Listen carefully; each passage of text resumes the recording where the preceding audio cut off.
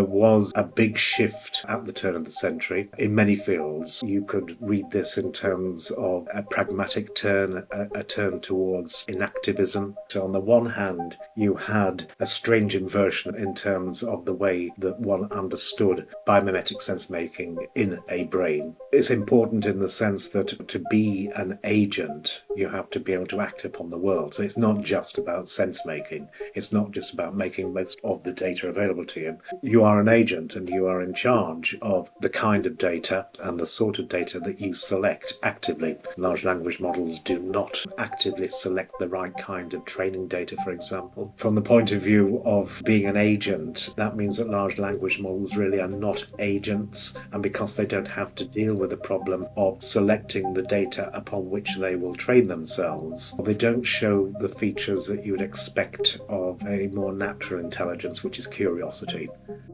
This podcast is called First Principles First Podcast. It is really an attempt to look at the whole notion of what is intelligence, what is consciousness, what is life, from a basis of first principles, and really grounding it in the first principles of science, and looking at this, the whole area of, quote, artificial intelligence, or intelligence is not sort of an engineering enterprise, but actually a kind of science.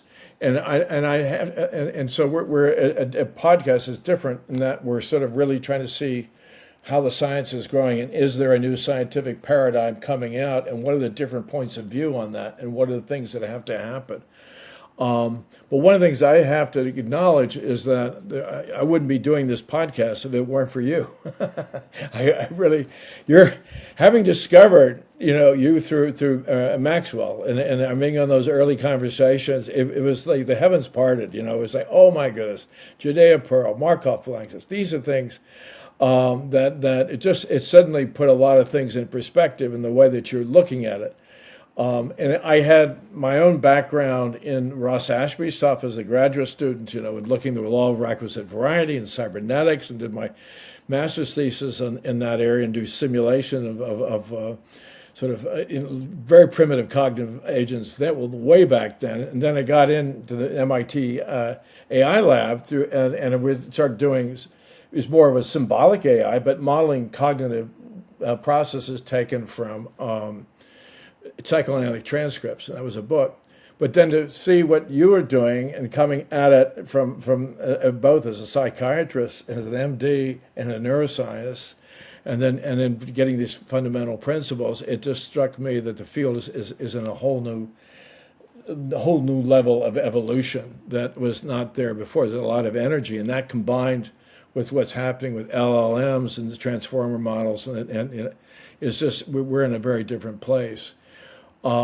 So I guess one of the things that I wanted to sort of ask you, and sort of a kickoff here, is in the last 3 years or so that I've been familiar with your work and seeing it evolve, and where do you see in the last, let's say, 3 to 5 years, the field evolving, and what do you think is sort of the most important contributions being made, and then where do you think things having to go? And I know one of the things I'd like to talk about later is some of your work on what you call mortal computation, and the more recent piece on that.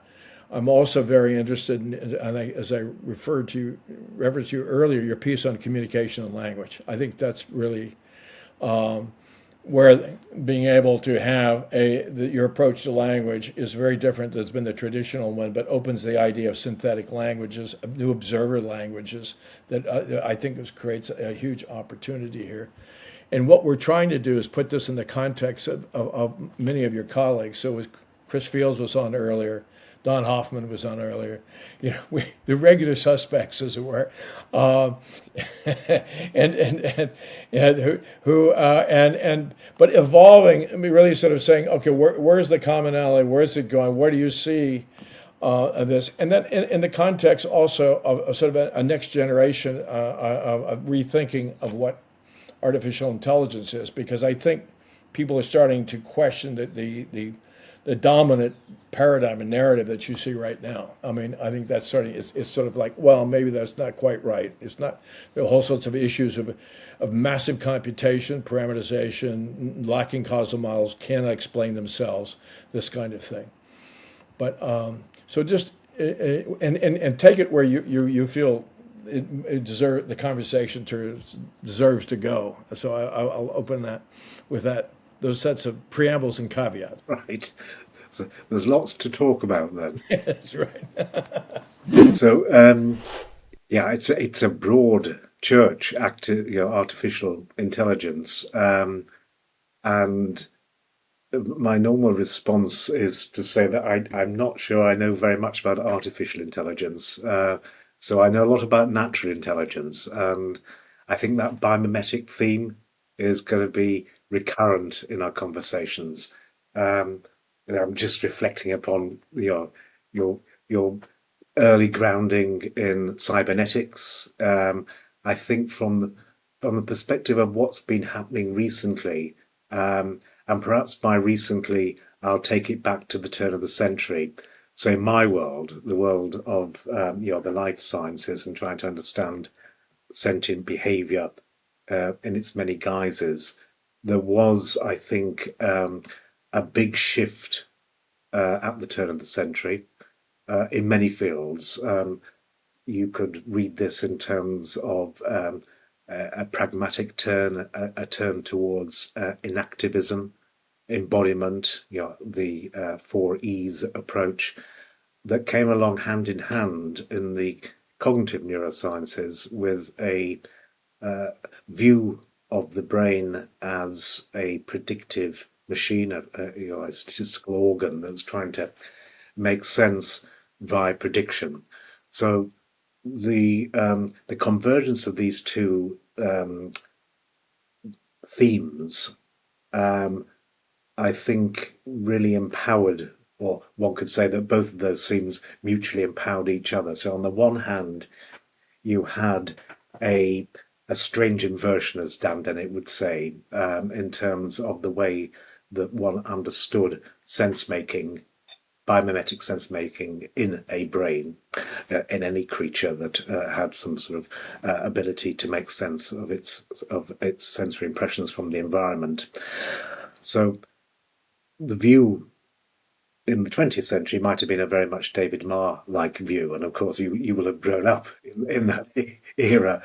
Um, great advances, but it was a very particular view that Andy Clark would say an outside-in view that you were um, furnished with all this sensory information, and somehow it impressed itself and percolated through some hierarchies, and information was extracted and some representation emerged.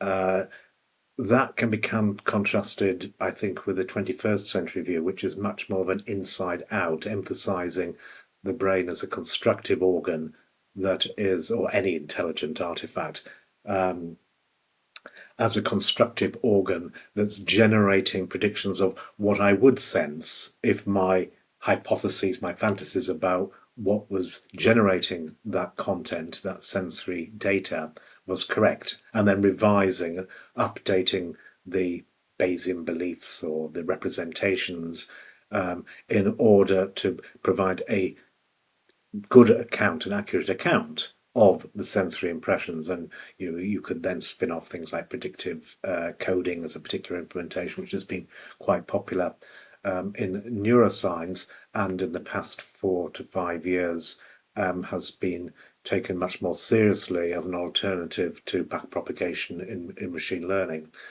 So that's one pillar. But the other pillar, of course, is the inactivism, which is important. So um, it's important in the sense that to be an agent, you have to be able to act upon the world. So it's not just about sense making. It's not just about making most of the data available to you. You are an agent, and you are in charge of the kind of data and the sort of data that you select actively. And this brings the inactive perspective in full focus. And you have to do that with a body. So you have this embodied aspect.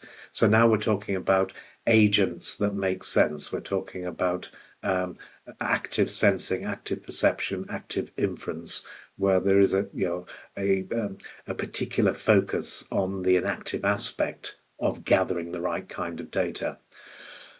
That, I think, is the context in which one can look at recent developments, and recent developments can come along in many different flavors. In my world, the developments, I think, have been contrasting this biomimetic active inference approach with respect to established approaches such as backpropagation, reinforcement learning, and other non-belief based schemes that predominate in machine learning. From a broader perspective, of course, all the excitement has been about the competence of conventional machine learning in terms of large language models, transformer architectures, and the like. That excitement has been fueled and moderated and nuanced, of course, from the perspective of agents and the perspective of what it is to make sense of the content to which you're exposed, fueling a debate about whether large language models can, in and of themselves, actually understand what they're doing or are generating content in a way that reflects some truly intelligent way of making sense of these data and organizing them and appreciating or having in the implicit generative AI a generative model that actually installs or has installed in it the causal structure of how this kind of content is generated. And clearly you can argue both sides of the fence. From the point of view of a neurobiologist, and I think probably a philosophical perspective, one would argue that the large language models predicated on neural networks and new architectures, but old technologies such as backpropagation of errors, don't quite meet the mark in terms of this more agentive appreciation of intelligence in creatures that actually have behaviors and that actually are agents. And there are a number of things that are missing.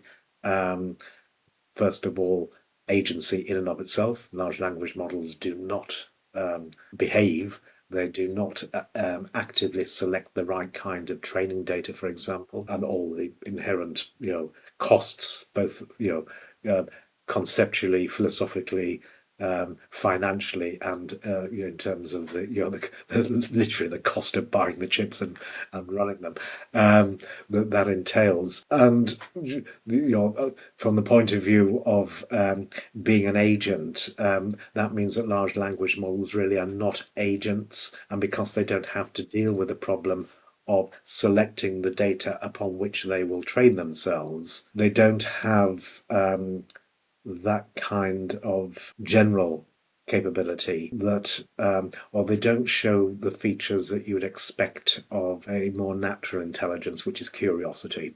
So, if you just write down what are the imperatives for good behavior, good active sensing, then under the view that you are now trying to test your hypotheses about the cause of the content to which you are exposed, you, by virtue of going right back to Dennis Lindley in terms of the principles of optimal Bayesian design, you want to find those data that resolve the most uncertainty about your hypotheses about what caused those data, which psychologically just means you have to be curious. So to be an agent is to be curious, and there are many ways of writing that in the context of the free energy principle, read as a minimization of an evidence bound, an elbow in machine learning.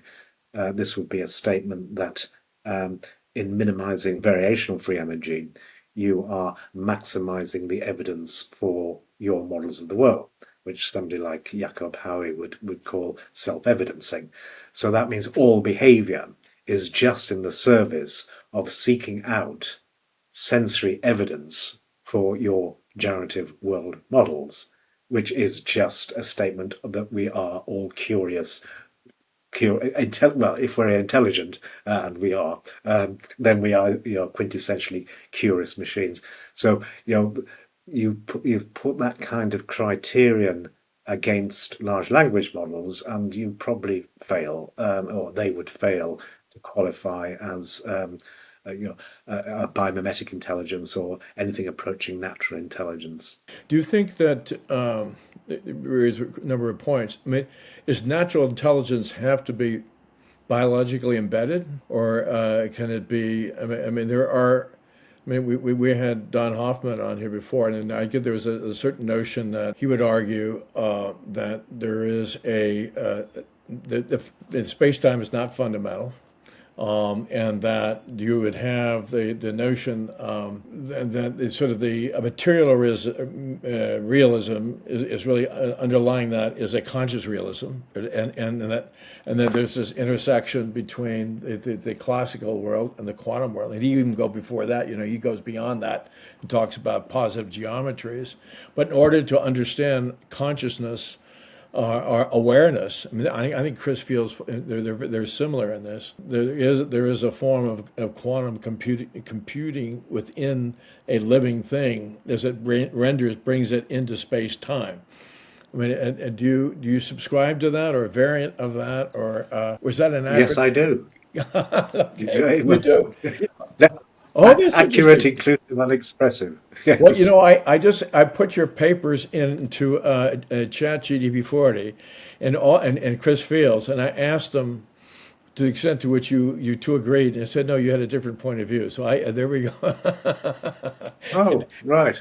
I'll That's share that with you. I think it's the older papers. Well, they're very very similar in certain ways, but that you would say it requires a physical embodiment. It's through the interactions. There's not a more fundamental.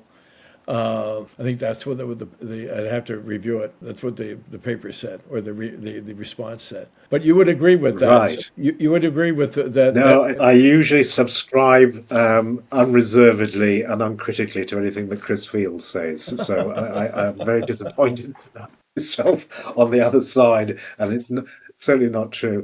I mean, you brought a whole host of really fundamental issues to the conversation here in terms of embodiment and model computation, which would be one theme we could talk about. Donald's notion of or treatment of space-time, which I think would be very sympathetic to Chris Field's notion that you know what we're really looking for in terms of sense making in the way that we are just discussing it is something that is background free. There has to be something quite elemental to this, that could be described in terms of quantum information theory, that could have be described in terms of some kind of information geometry, which transcends any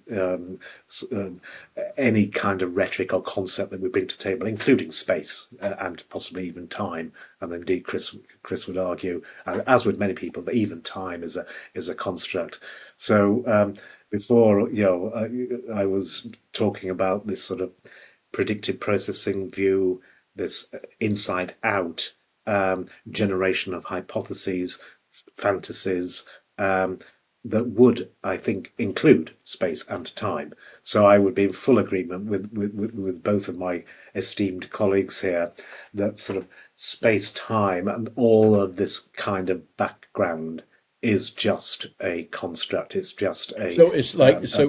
a So like Don obviously, you have this interface, you have this headset, as the way he likes to talk about it, that constructs these interfaces as icons as interfaces, and that is not fundamental. That is a construct. I mean, that's similar to what you would be saying too. Yeah, that's what. Yeah, I think the word construct is perfect here. Absolutely. Yeah. So hypothesis, representation, fantasy, construct, whatever you want to, these are just ways in which I make sense of my world.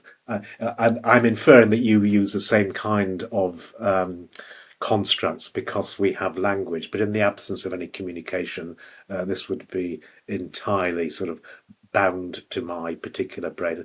And these are just simplifying fantasies that make the most sense, including the fantasy that I am me or I am a self. It's just a plausible, simplifying heuristic, as Gerd Gigerenzer would say, that provides a parsimonious explanation for all the myriad of sensations I get from my body, to bring in the embodiment theme, and my extraception, my vision, and my audition, and my proprioception. So I would actually go further than space-time is just a construct. I would say that selfhood is just a construct, and I'd actually go even further and say that consciousness is just one of these constructs. So this is a an argument that has been applied to qualia and qualitative experience by Andy Clark, when dealing with the meta problem, the meta heart problem. Why do we keep puzzling so much about the fact that we are aware of things? Which and his resolution of that is that just knowing that we do puzzle about these things is in itself more revealing than the heart problem. That we have the capacity to have these hypotheses, constructs about our own sense making, about our own sentience, and we can talk about it and we can argue about it, at least in philosophical circles. But there's nothing quintessentially different between the kinds of constructs that you would appeal to in terms of understanding why we refer to space and time, or redness, or any natural kind, and things like selfhood and qualitative experience, and indeed consciousness itself.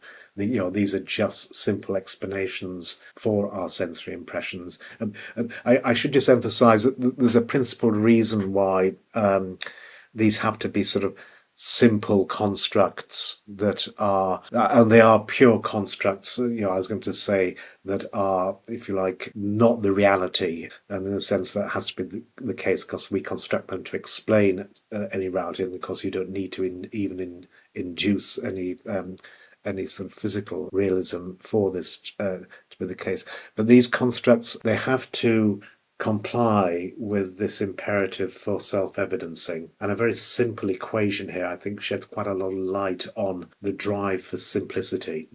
Keep things as simple as possible, but no simpler. Occam's principle. And that's the logarithm of this evidence we're talking about, which one could read as a score of existence, is equal to the accuracy minus the complexity. So in self-evidencing, in searching out evidence for my world models or my generative world models, what that will look like mathematically is that I am trying to provide an accurate account of my sensorium with minimal complexity, as simply as possible, with the fewest degrees of freedom.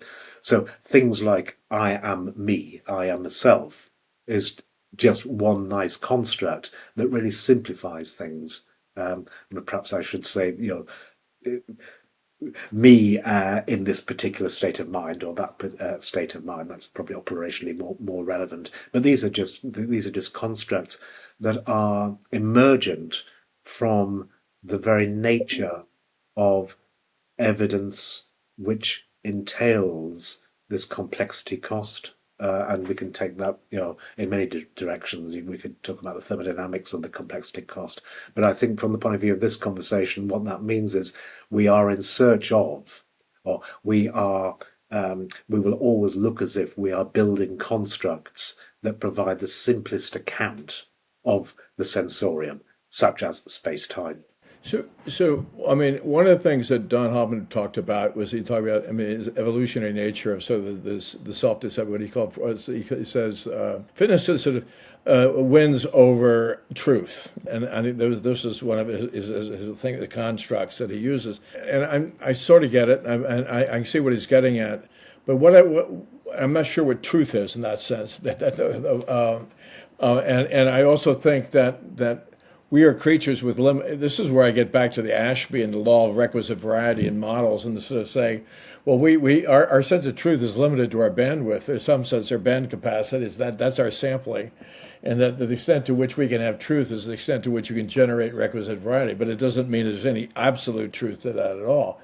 And I maybe it's not fair to say, but I was thinking that the law of requisite variety was sort of a precursor to your notion of a free energy principle in some sense, because it seemed to, okay, good, all right, that because that sort of obsessed me. It's like, whoa, this is a really fundamental law, no one's paying any attention to it, but what I'm getting at here is that a lot of you say it's curiosity, but people, you may be more vested in your priors and then actually having a good prediction about some objective event, and we're looking at this and implying sort of active inference to this propagation of conspiracies and people being able to do disinformation, what people are willing to believe, and that if you're more vested, if your survival is dependent upon your social group, and there's a whole theory of looking at basically automata theory around neighborhoods, and this is what von Neumann said. So there's a certain neighborhood that constrains what you are able to see or construct, that you're gonna hold to that rather than some notion of an objective truth out there. And so we're from our outside in perspective, we think there's an objective truth and the people should do that. But the inside out perspective sort of brings this into relief. But that's not the way I was taught in school. It was not, this is a big shift in sort of the scientific method and how to explain things. At least that's how I experience. And I don't think it's you're obviously much more closer to the general community in this, but you hear the idea of talk about agency and constructed beliefs and this inside out perspective is that how broadly accepted is that in the scientific community? Is that I look at that as an objectivist paradigm, and it's sort of the God's eye view, and we know through Bell's theorem and everything that's just not correct, right? I mean and yet it persists, and so how does one make that transition? And I see you and I say Don and Chris and the whole group of people part of that transition, but I remember E.O. Wilson talking about multi-level selection, and there was 100. He wrote that article. I don't know if you're familiar with that article in Nature that he and Novak wrote. And there was 100 scientists that objected to what he was saying. Say no, there's no such thing as multi. And is there that still resistance right now, or is that sort of giving way? Is the how do you see that? Because if you just at one point, but you translate what's considered to be normative think about AI, is certainly what's in that they're thinking of AI as this AGI, superintelligence, is this objective thing that masters all tasks, right? Which is very different than what you're saying and what we're saying here, if I may editorialize here. Yes, beautifully editorialized. Again, you brought so many things to the discussion. It's difficult to pick up on that, but just on the last one, I think AGI is okay because it's artificial and it's not the kind of intelligence that we're talking about, which you're referring to.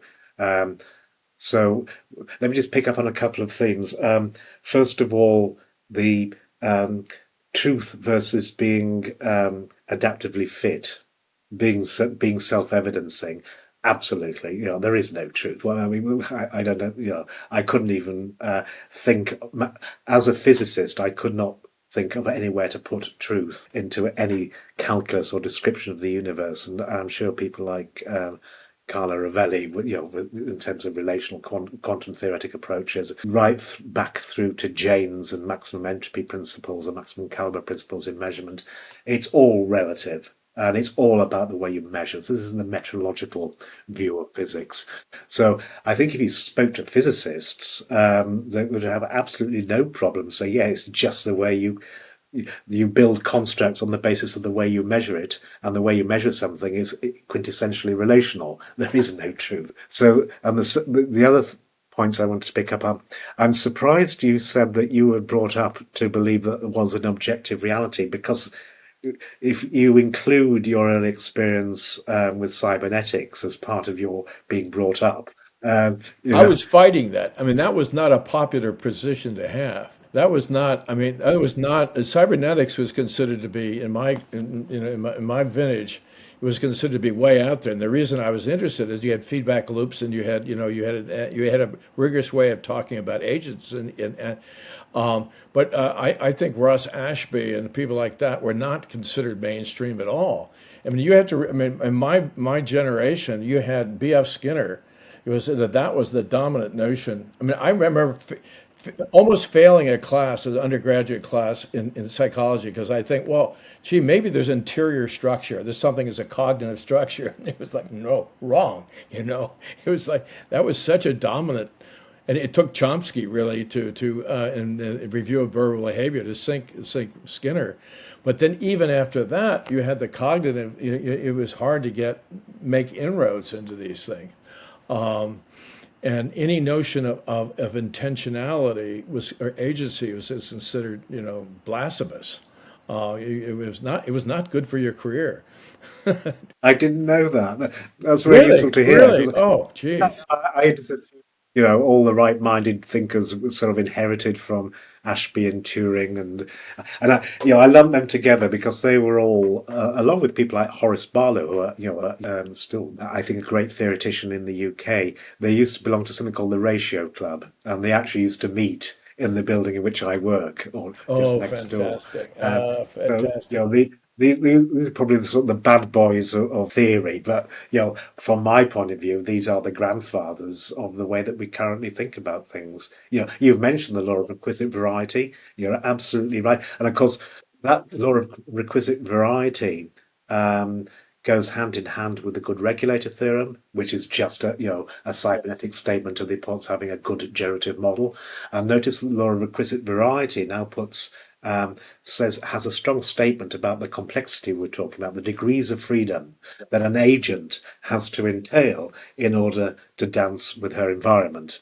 And of course, you want as many as just as many as necessary to control, but no more.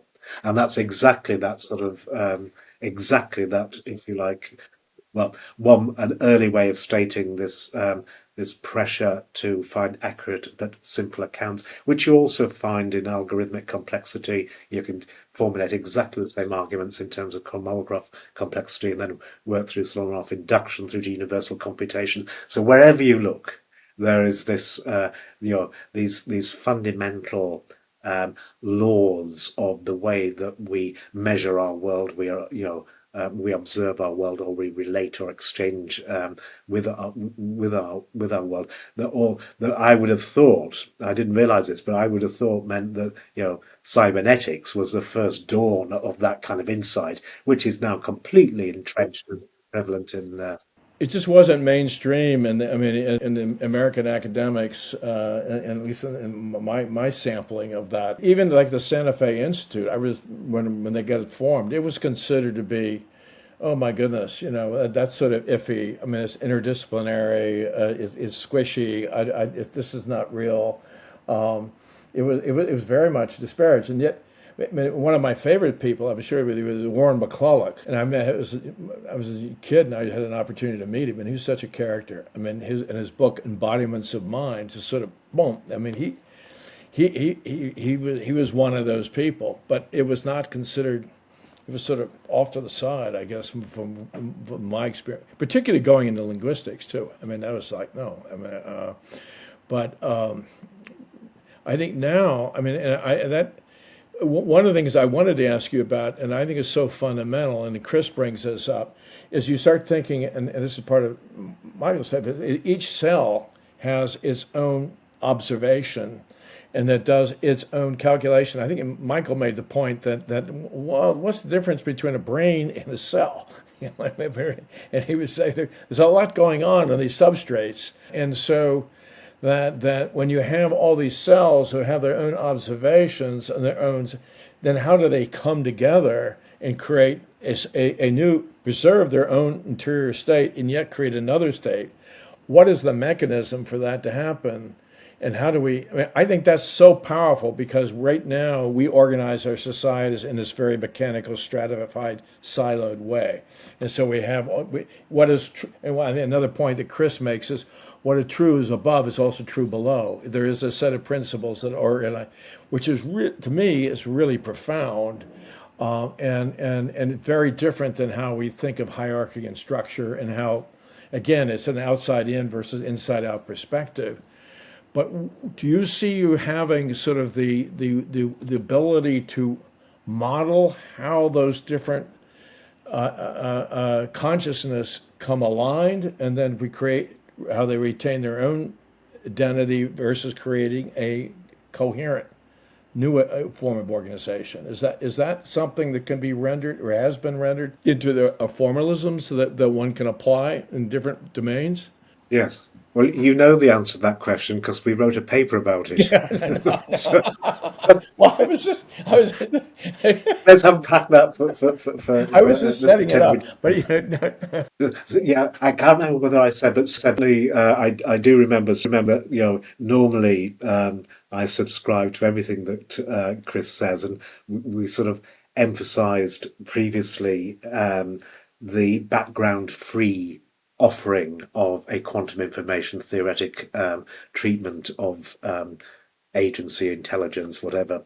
Um, the other big thing, of course, that he foregrounds is scale invariance. And I think that's what you're talking about. If you get the right principles, they should apply to a single cell, they should apply to a network of neuronal cells, they should apply to a complete brain, they should also apply to a society.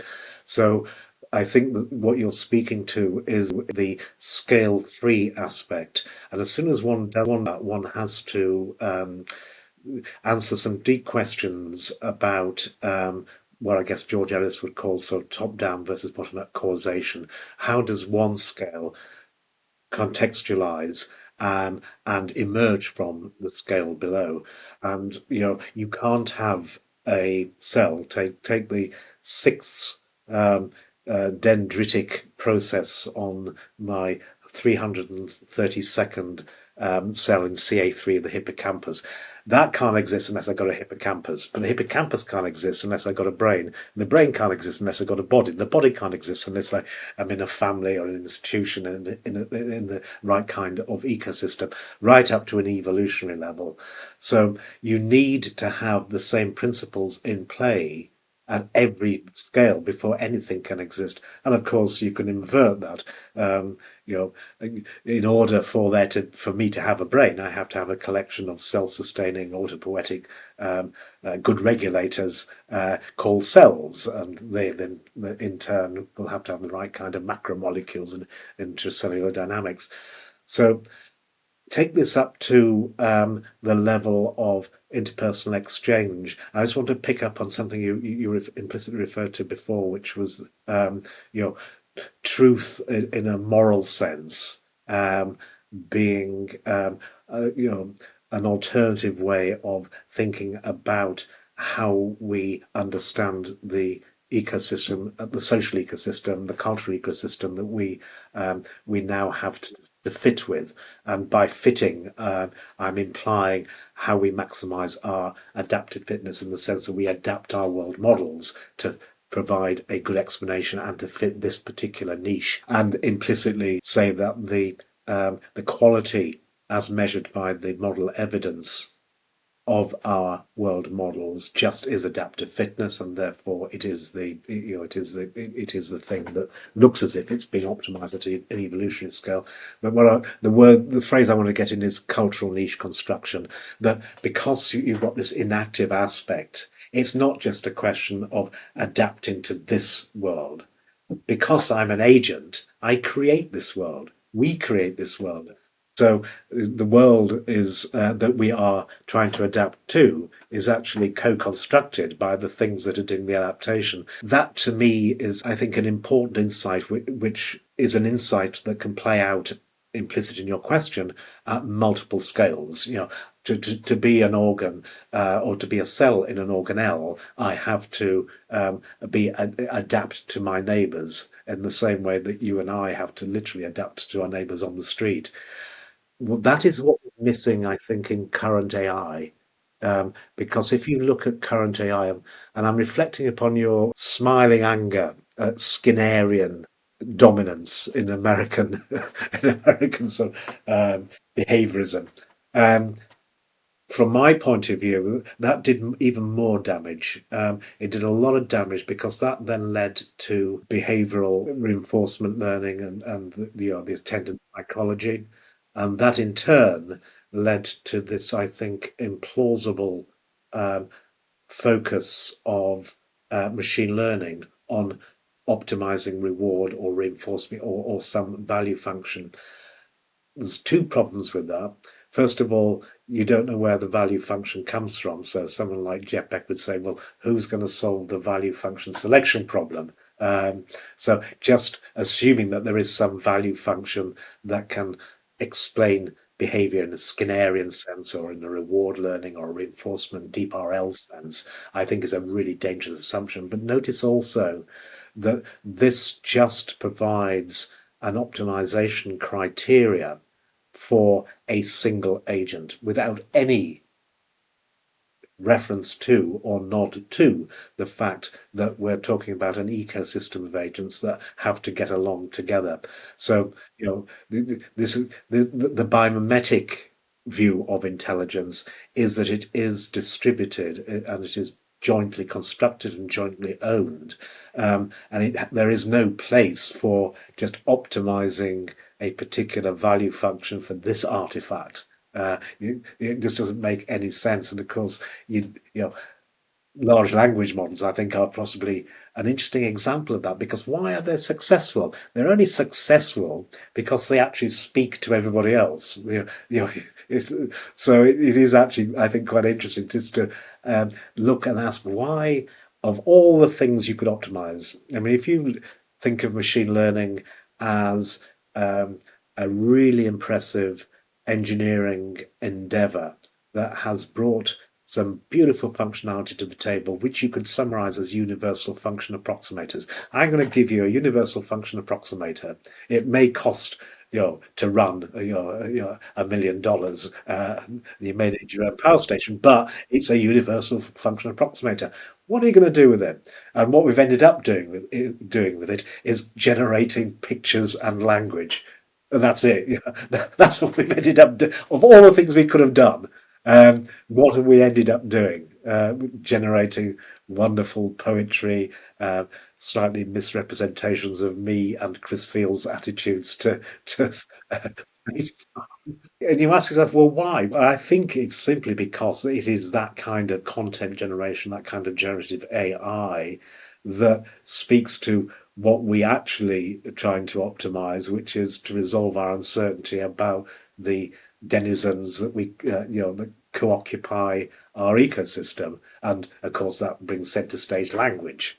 So I think, is no surprise that language in generative AI has been so dominant, not just sort of narrative or verbal, but also the communication one gets with, say, the visual arts and the like. It's all about communication. It's all about resolving uncertainty, which brings us back to it's sating curiosity. What will happen if I put this prompt in? And I can understand it because it speaks my language. So, I think that this notion of a distributed intelligence and co-construction and specifically cultural niche construction is really a central aspect of natural intelligence. And of course, you probably want to argue towards language as being, if you like, the canonical mechanism that enables and emerges from this kind of ecosystem of intelligence. So that brings me to your paper on communication, and that from my one of the things I was interested in, I wrote a kind of grammar this a long time ago, was that saying that part of my communication with someone is being able to point something out and tell them what it is and what it's not, and be able to have that kind of and there are linguistic devices for the dyadic devices basically say, well, this is this, highlight this, you orient the speaker or the person you're talking to the relevant points you're trying to make. And if you go all the way back to how, I say, a pidgin language is created, and a trade language, you had two people who've never seen each other, and they want to exchange goods, and they want to have some kind of trade. They start to develop a very elementary sort of verb class, basically exchange verb class. This for that, and this, and develop consensus around. And out of that, they get a Creole language, and then they start modeling. That is two observers sort of trying to recognize each other, saying a common understanding, and then they start to evolve different roles. Different. I mean, it's like the you have different pronouns. It's a we or a they or a me or two. It's like first person, second person, or a third person. And then you have different kinds of nuance, and this is sort of what Chomsky would talk about, this sort of the higher level of the social construction of language, rather than sort of the logical structure. And I think what you started to lay out in that paper was the principles of sort of how that could evolve. And I guess one of the things I'm getting at is that in terms of dealing in this world, being able to develop our own observer languages. I mean, basically, if we could, and so that we can recognize many points of view, we can develop different kinds of syntax. But is that a real possibility that then it creates a facility to be versatile in expressing different kinds of meanings under different kinds of acts and observations? And do you see that evolving out of this, or is that relevant? I think it's absolutely relevant, and we see this all around us. And indeed, the very fact we're doing this podcast is, I think, a testament to um, actively co-constructing a set of constructs that can be shared, so that we're all. I mean, taking the view of self-evidencing and resolving uncertainty to render the world supplying the kind of evidence that suggests, yes, I've got the right kind of world model. That's a really quite a difficult game to do when you're a member of a population or an ensemble, in the sense that that does require, for a joint free energy minimizing solution, it does require certain competence, a certain shared narrative, a shared language, certainly. But before broadcasting those constructs using language, one has to have a convergence of generative or world models that include exactly the kind of constructs that we're talking about in terms of why we're here, how we behave, what are our prior beliefs, what that define those characteristic states of being a good citizen in this particular ecosystem or a good cell in the hippocampus. One has to uh, one has to have a certain degree of sharing the narrative, sharing the generative model, and of course, once one's done that, then meaning will just emerge. The meaning of any communication should emerge for free under the principle of maximizing the evidence for your models of the world. When you express that mathematically, that's basically the same as sort of maximizing the expected evidence, which mathematically is just maximizing the mutual information. So what that means is the the imperative for self-evidencing, which could be read anthropomorphically as being curious, is effectively to maximize the mutual information, the synchrony between you and me. The more I can understand you, the more predictable you are, and the kinds of things that you say furnish evidence for my models of the world that basically includes you as a substantive part of my world. So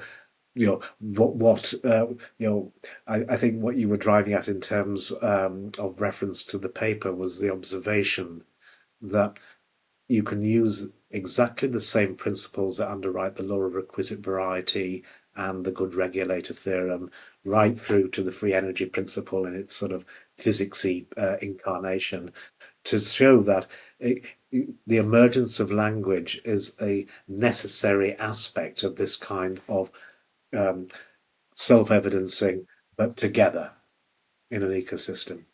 Yes, and I think the idea that you have many different. I mean, you have different kinds of pronouns or different. You have first person, second. You have different observer point of views that facilitate different kinds of understanding, the richness.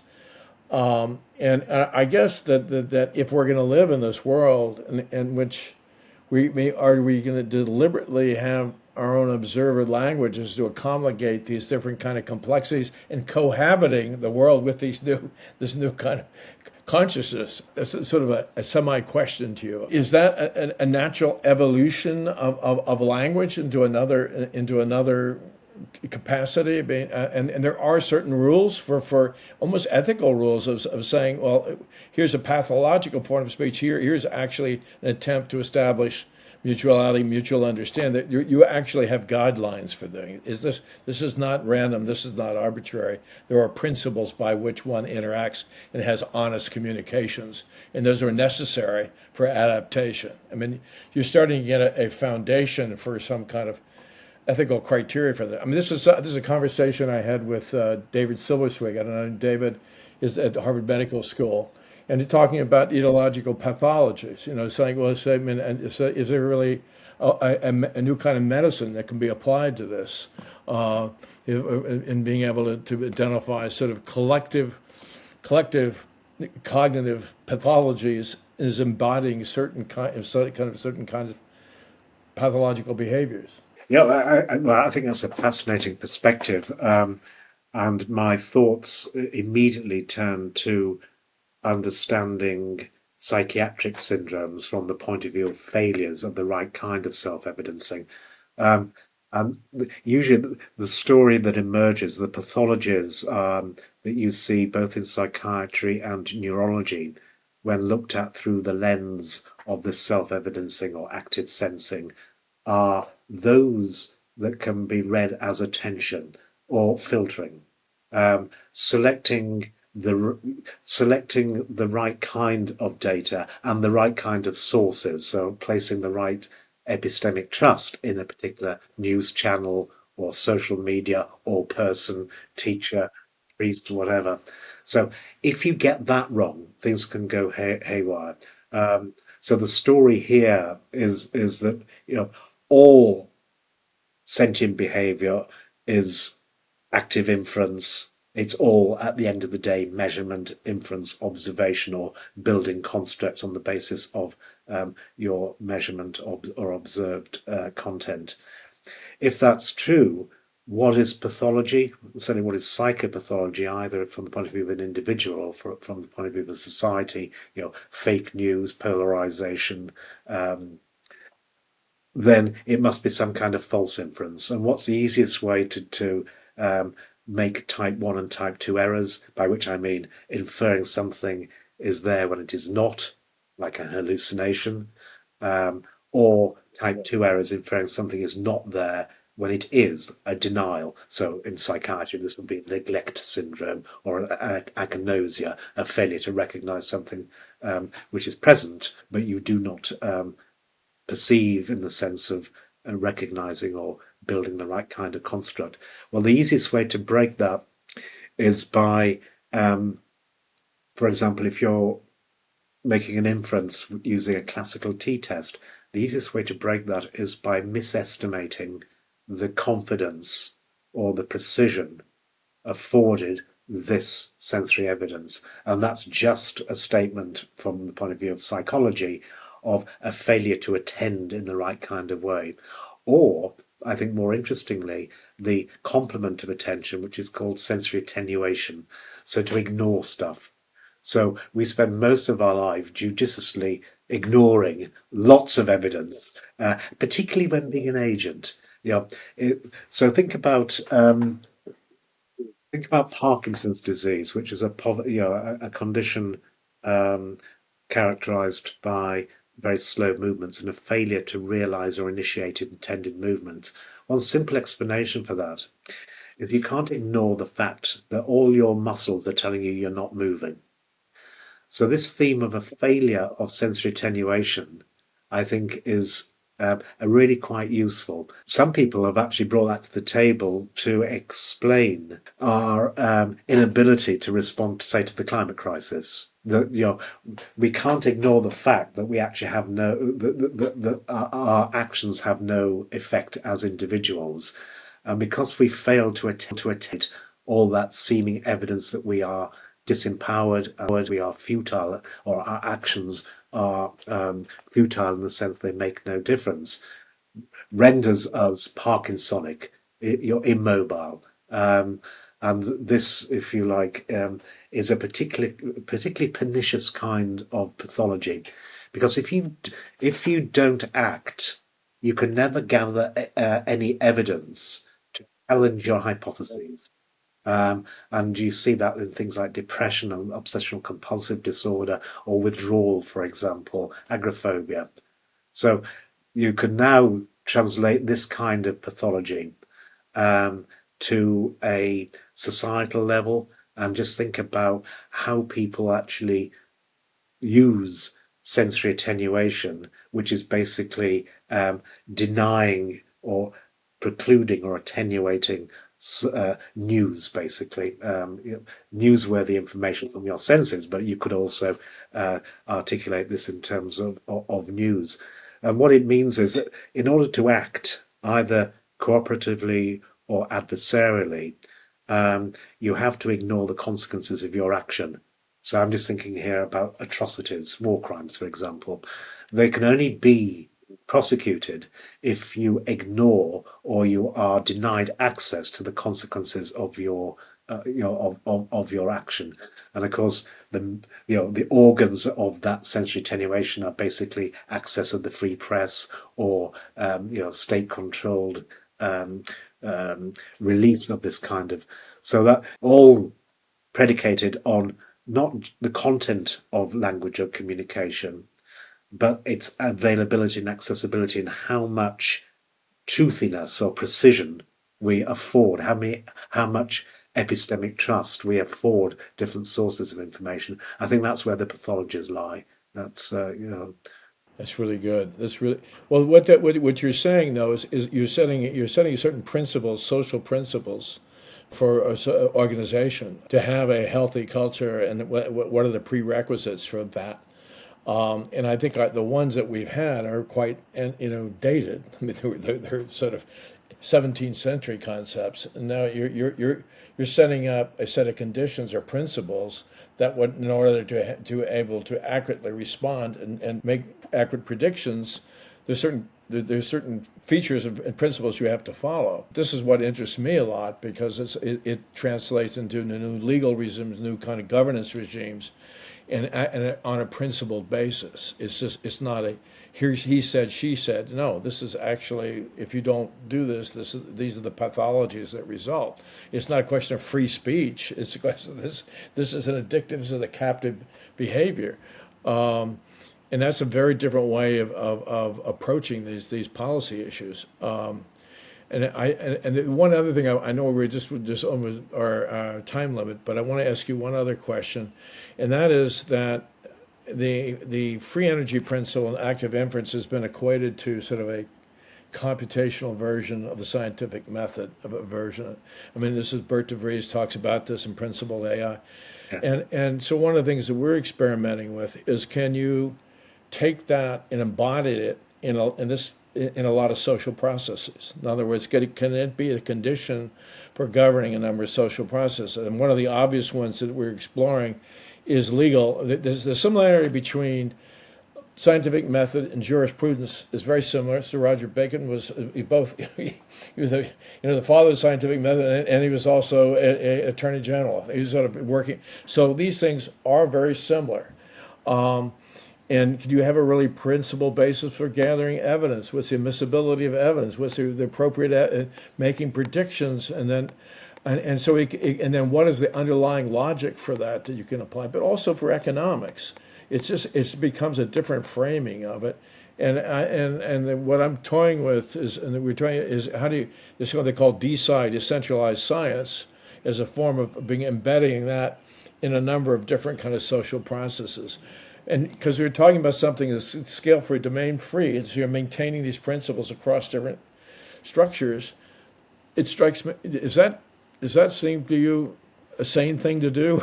or Yes, very, very ambitious, but very sane. I mean, you do, I think, make in the last few moments, the closing moments of our conversation, I think you made a really important point here that the principles that um, are afforded by things like the free energy principle, the child of cybernetics, if you like, um, are exactly the principles that underwrite the scientific process. It's all about hypothesis testing. So a good scientist is one who can design the right kind of experiments to solicit the right kind of news or data or content that will resolve her uncertainty about her constructs.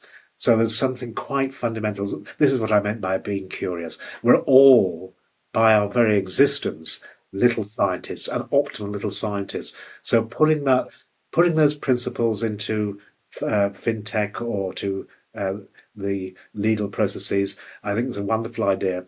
You might, excuse me, you might ask Ray Dolan, who has for the past 3 or 4, 5 years now been involved with the Royal Society in the United Kingdom, looking at Bayes and the law. And there's some really interesting issues about how the courts, both in America and in the UK, perceive inference and formalizations of the principles of optimum Bayesian design, which is mathematically, I think, what you're talking about.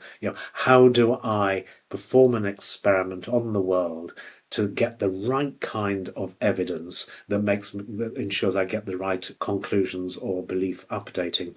And notice, of course, ignoring, attenuating the precision or the access to this kind of data or attending exclusively to that kind of data on this social media is one way to break the principles of optimal experimental design. So that's where the pathology is. But you might enjoy speaking to Ray about this specifically. I'd love to. This is great, Carl. I really, again, thank you for doing this. This is wonderful. Staying up late. I've learned so much. Thank you. No, thank you. I really enjoyed speaking to you Oh, likewise. again. All right. Take care. Good night.